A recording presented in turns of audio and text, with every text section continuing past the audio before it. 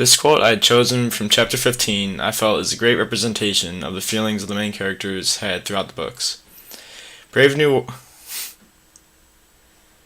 This quote I had chosen from chapter 15 I felt is a great representation of the feelings the main characters had throughout the book. Brave New World is about a perfect society where conflict does not exist and everybody is satisfied with their place in society. Everybody happily complies with the government.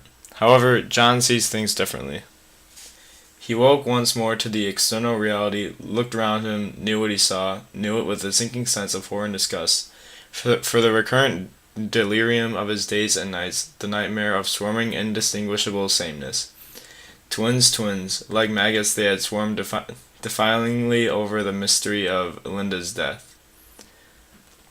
After residing in the society for so long, his image of those around him devolves into maggots. He sees them all as identical and simple-minded, unaware of what's going on around them. The multitude of the maggots is a perfect representation of the sameness that he feels throughout his life as well. Every day feels the same, and his life is just blended together. He halted and, with bewildered and horrifying eyes, stared round him at the khaki mob in the midst of which, overtopping it by a full head, he stood. How many goodly creatures are there here? The singing words mocked him derisively. How beauteous mankind is, O brave new world. At the end of the paragraph, the people then start to preach about how amazing and beautiful they are, which is a direct contrast to how John feels about them. This is ironic because to John they look like ugly maggots, and he feels that they should not be satisfied with the immense oppression from the government. However, for some reason, they are thrilled by the control the government has on them. This quote is a perfect representation of the mystery and message of Brave New World.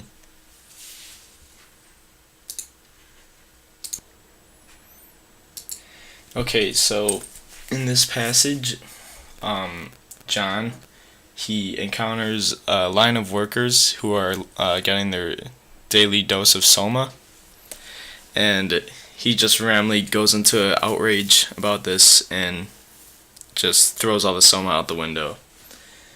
So here the speaker is John, and he's the savage, but we later find out his name. And the occasion is that workers are lining up to get the soma, and John is furious. The audience are free thinkers who feel like they don't fit in with society. This is why John is talking about freedom, because he wants to attract people who want to get away from the boundaries that the government and the drugs put on society. And the purpose is to get rid of the workers, the robotic nature of the workers, because he feels that the drug soma, it kind of controls the mind of the workers, and it prevents them from doing the things that they want to do to be happy, and kind of gives them an illusion of happiness. And he wants them to feel real happiness, so he tosses all the drugs out the window. The subject is soma and the desire for freedom. And yeah, he throws all the soma out the window because he wants to feel free, and he wants others to feel free with him. And the tone is defiant because he's acting clearly against how others want him to act and how the government wants him to act. And he's shouting all these rhetorical questions about freedom, and he encourages others to rebel with him. And Did's diction, he uses lots of rhetorical questions that incite rebellion. Yeah, he questions people about wanting to be free, and he constantly says, "Don't you?" And he calls them babies and insults them. He says that they just mule and puke everywhere. Imagery, he uses words like babies to make the workers feel foolish for taking this drug and for complying with the government. The details are the reactions of the workers. The reactions of the workers are very basic. They're not. He doesn't go into detail with the reactions, so it just kind of demonstrates the insane mind that John has, how he only really is engulfed in his own thoughts and isn't very observant of what's around him because of his rage. And then the syntax, the continuing, uh, the like abundance of rhetorical questions, it really, you could really tell he expects others to feel the same way that he does, but the reaction he gets is a lot different than what he expects. And that's the analysis. So one of the big symbols in Brave New World is a drug called Soma, and in the society that Brave New World portrays, the government has like a very strong grasp on their citizens, and the citizens are essentially slaves to the government. But the drug Soma, it kind of masks that and makes the citizens believe that nothing's wrong, and it makes them feel happy and content with the way things are. So the government uses this drug to their advantage by distributing it out every day to people so that they never have to deal with rebellion or people thinking outside of what they want them to think, because if they ever feel wrong, they could just take a Soma and they'll feel content with society and their feelings. The drug Soma seems to be a parallel to governments that have standardized religions, like Christianity, because, like, for instance, these governments use this religion as a way for their citizens to feel comfort and to have an answer for lots of problems that happen within their government and society. Another connection that Soma has with religion is how it makes the user lose its sense of individuality.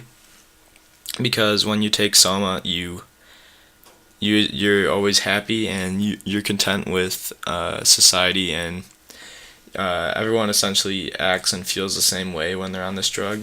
And this is the same way with most religions, as religion has a really defined belief set that you have to follow. And by following these strict beliefs, everyone kind of loses their individuality, as they can't really march to their own beliefs and the beat of their own drum.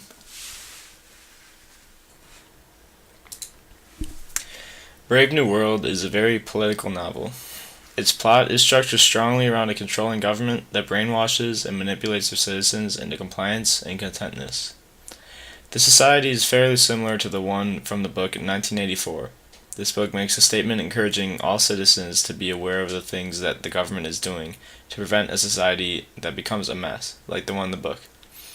The people in the society feel comfortable with their government and feel like there are no barriers between them, when in reality, the government is hiding a lot of terrible things behind closed doors. This is a reminder to the world that you cannot share 100% trust with the government, as there is likely lots of things that they are hiding. This novel is extremely relevant today, as the society in it is similar to North Korea. The government determines the destiny of each of their citizens, and everybody treats their dictator as a god.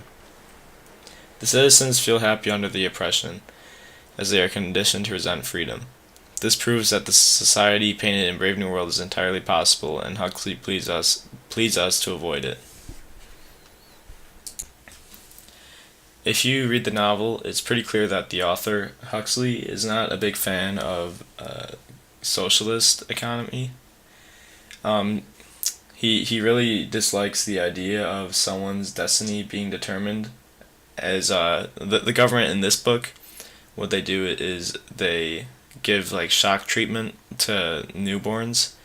For instance, they'll have a bunch of newborns on this metal pad, and they'll shock them while they're looking at things like flowers, books, and movies, so that they have a extreme distaste for any sort of media, so then they will want to work in a factory.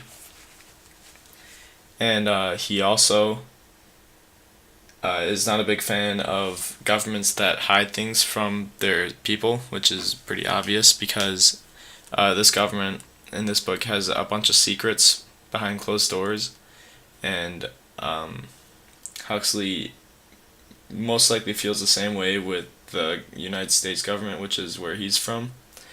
And one of his biggest wishes is that there could be extreme, like 100% communication between people and their government. In Brave New World, there is a constant struggle between freedom and oppression. It's obvious that the citizens of this government are severely oppressed. However, because of their conditioning and soma, they are content and happy. Bernard and John resent the ideas of this government and are freethinkers, however, are extremely unhappy. This begs the question, is it better to be controlled and happy, or free and confused? People often say that it doesn't matter what you do as long as you're happy. Does this mean it's okay to be enslaved as long as you're happy with it? The citizens of this society were conditioned at birth to have contentness with their chosen place in society. They are also given soma to make them feel happy. However, throughout this text, it is implied that the high from soma is very artificial happiness. This high doesn't last, and once the user comes down, they'll have to pop a few more. This isn't really happiness, this is pleasure, something completely different. When John arrives to the society, he is initially excited about attention and technology.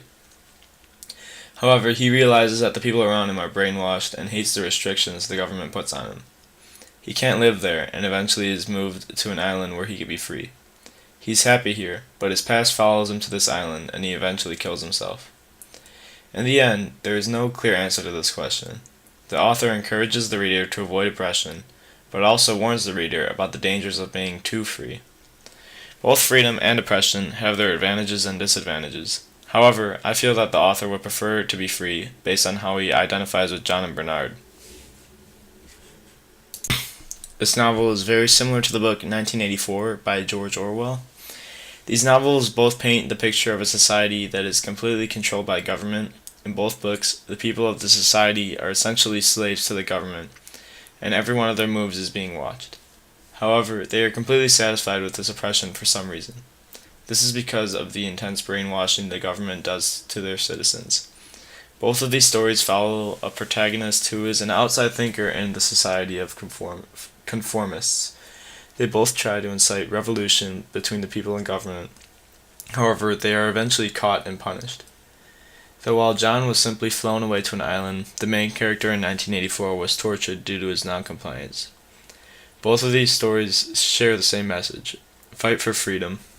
They both encompass the main issue with fighting for something. It often does not work out.